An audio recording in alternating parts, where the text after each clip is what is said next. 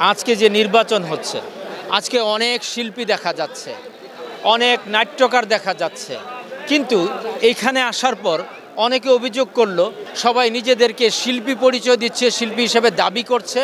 অনেক দলনেতা, দলপতি, সংগঠনের সভাপতি তারা সংগঠনের মানে বড় পদে আছে পরিচয় দিচ্ছে, কিন্তু সাধারণ শিল্পীদের অভিযোগ হচ্ছে বছরে একটা নাটক কেন হয় না। আপনি একজন নির্মাতা, আপনি একজন পরিচালক, আপনি একজন অভিনেতা, আপনি একজন নাট্যকার, আপনার কাছে আমি সেই প্রশ্নটা রাখবো। আজকে এই যে এই প্রশ্ন সাধারণ মানুষ করে কেন করছে? ধন্যবাদ আপনাকে, এবং সত্যি কথা খুব দুঃখের সাথে আপনাকে জানাতে আমি বাধ্য হচ্ছি, কারণ একটা কথা আছে যে আপনার সাংস্কৃতিক মনা আর সাংস্কৃতিক ব্যক্তি এক জিনিস নয়।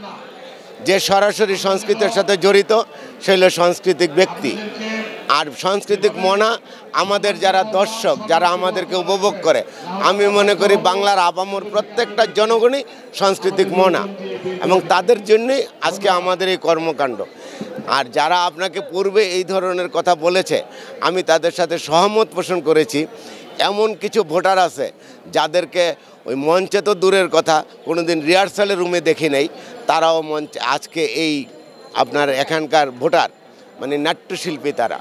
কিন্তু এইটা যখন ভাবি, যখন তাদেরকে দেখি, তখন নিজেকে খুব লজ্জা লাগে, মনে হয় এখন এই জগৎ থেকেই নিজে চলে যাই। নাটক কেন হয় না? নাটক হয় না এর পিছনে কারণ হলো বর্তমানে কেউ মঞ্চে আসতে চায় না, সবাই চায় ইউটিউব চ্যানেলে কাজ করার জন্য। অভিনয় জানে না, এমনও কিছু লোক আছে যারা অভিনয় জানে না, এবং কিছু কিছু লোক যারা এখন আপনার ওই যে বের হয়েছে যে একটা ক্যামেরা না শুধু, এখন মানুষের হাতে হাতে ক্যামেরা, প্রত্যেকটা মোবাইলে ক্যামেরা আছে, তারা মোবাইল দিয়ে একটা শ্যুট করা নিজেকে মনে করে আমি বিশাল বড় আর্টিস্ট হয়ে গেছি।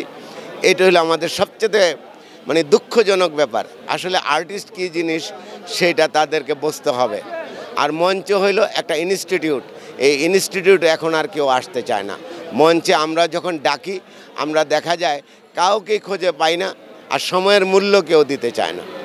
এই কারণে আমাদের এখানে হলেরও সমস্যা, কারণ আজকে শিল্পকলা একাডেমির যেই ভাড়া, এই ভাড়ায় অনেক সময় আমাদের নাটক করতে ইচ্ছা করলেও আমরা করতে পারি না আর্থিক কারণে। আর ওই সেম অবস্থা যেটা নাকি আপনার ওই যে আলী আহমেদ চুনখা পৌর পাঠাগার, ওইটারও আপনার আসন খুব সংকীর্ণ, প্লাস ভাড়াও বেশি। এই কারণে দিন দিন আমাদের নারায়ণগঞ্জে দুঃখজনক হলো সত্যি যে আমাদের মঞ্চ নাটক কমে যাচ্ছে। কারণ যেহেতু আমি একজন মঞ্চশিল্পী, আমি নিজেকে খুব প্রাউড ফিল করি। আমি দীর্ঘ 27 বছর যাবত এই মঞ্চের সাথে জড়িত, কিন্তু আজকে সেটা আপনার বিলুপ্ত হয়ে যাচ্ছে।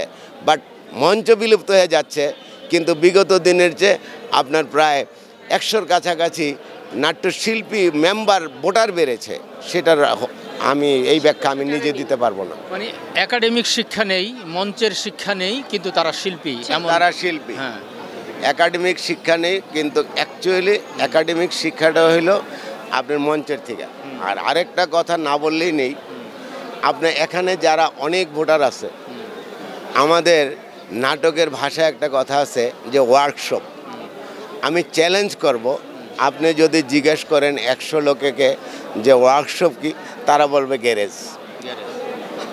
আচ্ছা আচ্ছা, গাড়ির গ্যারেজ, তারপরে যে গ্রিল বানায়, নানান জিনিস, কিন্তু তারা ওয়ার্কশপটা কি জিনিস, তারা নাটকের যে কর্মশালা, নাট্য কর্মশালা, আমি চ্যালেঞ্জ করব নারায়ণগঞ্জের 10% হয়তো ওয়ার্কশপ করেছে, আর বাকি 90% তারা ওয়ার্কশপে কোনোদিন করেও নেই, পরিচয়ও নেই, এবং কোনোদিন করেও নেই।